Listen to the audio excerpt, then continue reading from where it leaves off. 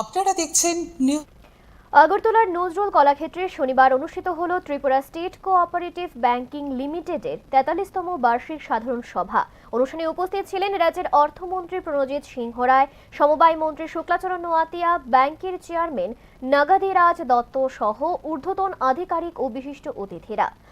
আনুষ্ঠানিক উদ্বোধনের পর ব্যাংকের বার্ষিক কার্যক্রম, আর্থিক অগ্রগতি, ভবিষ্যৎ পরিকল্পনা এবং গ্রাহক পরিষেবা আরও উন্নত করার বিভিন্ন বিষয় নিয়ে আলোচনা করা হয়।